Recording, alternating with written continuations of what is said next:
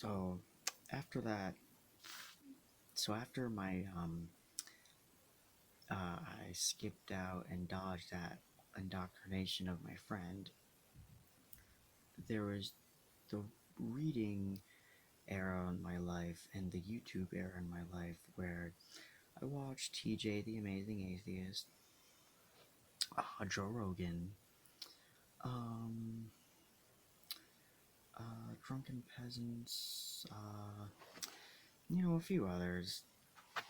And, this was 2014, 2015, you know, with the whole social justice warrior thing.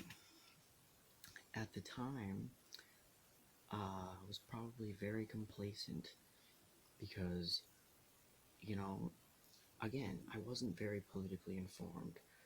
I was very book savvy in a way because I read Steven Pinker, read Christopher Ryan, um, fuck. I read a lot about human nature and just like essentialist shit. I almost I almost fell down like another thing, which is interesting.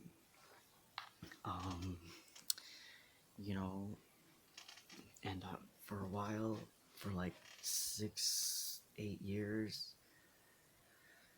because of my ineptitude, I hated cleaning. I ended up in poverty because that's the only place I could go. And, while in poverty, I went kind of like insane and wrote a lot of political stuff. Nothing like weird and manifesto-y, like just, you know, I kind of like put YouTube and what I read together and wrote like this weird uh, social justice warrior connected to like the Enlightenment thing. And again, um, it it's very telling how complacent in the problems in our world.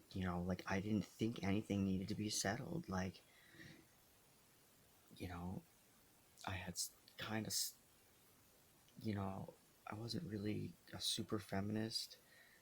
Uh, I thought like,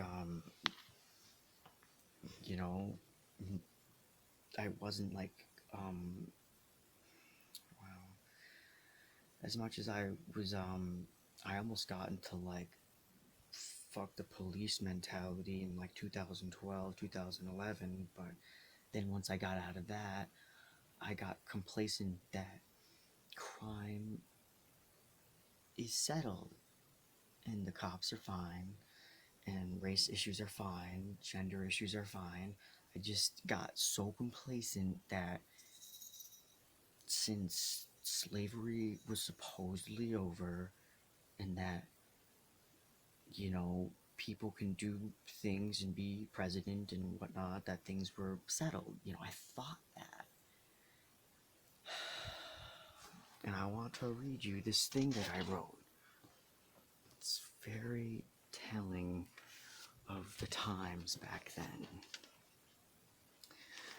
Alright, so based on the blank slate, I wrote this thing called Tabula Rasa Justice. Social justice warriors are the new blank slate, like John Locke and the Enlightenment using the blank slate against the church and tyrannical monarchs. The millennium generation, including college universities, becoming activist social justice warriors that strike out towards the rights revolutions, freedom of speech, and preaching political correctness. Both efforts had their correct shining moment. When black and whites were separated by rights, Martin Luther and Malcolm X are in the right context based on their time and place for the social justice activism to make sense. Just like the blank slate had its correct usage, old school religious beliefs taught to value the soul instead of the body, not to mention the mind, which was mostly mystified into the soul. God is behind everything until the blank slate stated we are created on earth by our environment like a blank piece of paper. aka free will. New Age social justice is mostly segmental and for a specific group, becoming the monsters that put down the minorities in the past. Feminism, race rights, and basic all around citizen sovereignty to coexist have reached their inflation periods, like crime prevention and the dollar/slash economic system. Social justice in the age of American austerity, simple things become triggers. There's a lot wrong here. Not to mention, free will is a religious idea, I think. You can see how I just flat out said, like, like, now that we're not segregated anymore, things are perfectly fine. I never said this, not that I know of, but I probably would have said, yeah, we had a black president, things are all set now. I probably would have said that, but that's insane. You know, I have a bad memory, so bear with me.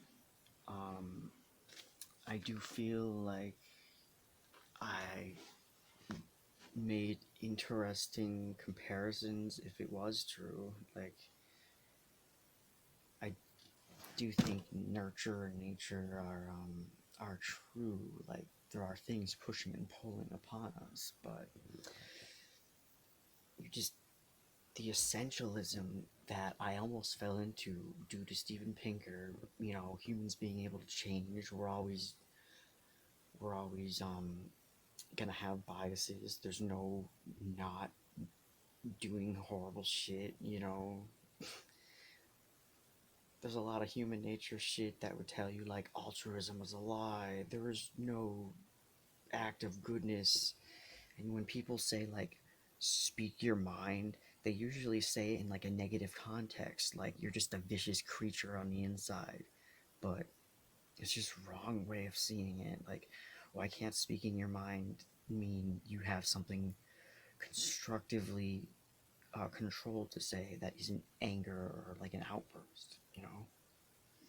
This is a little off topic from what I just read to you, but I don't know, there's a lot of weird segueing shit that I have in my head right now.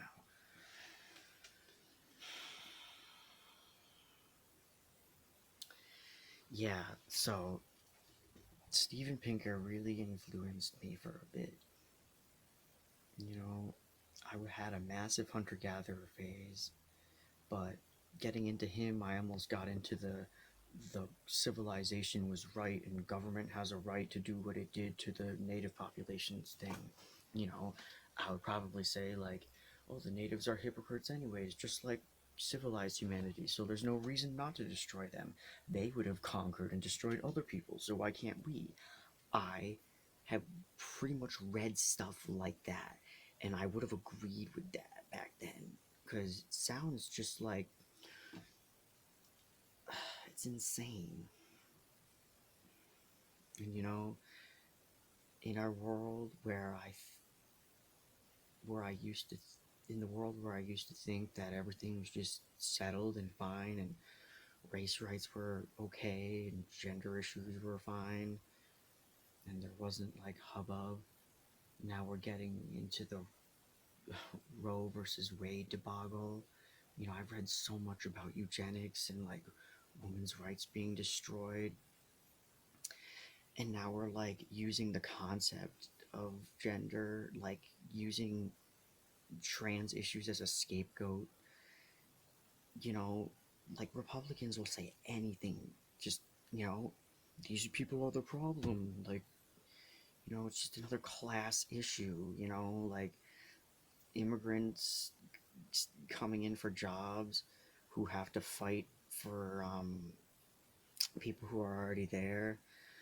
The concept of gender as it has been forming throughout history, like the people who want to be feminine have to fight for their rights with other people who are already feminine, and it's kind of like that, and it's just a scapegoat. Like the Republicans are just going to use this all the time.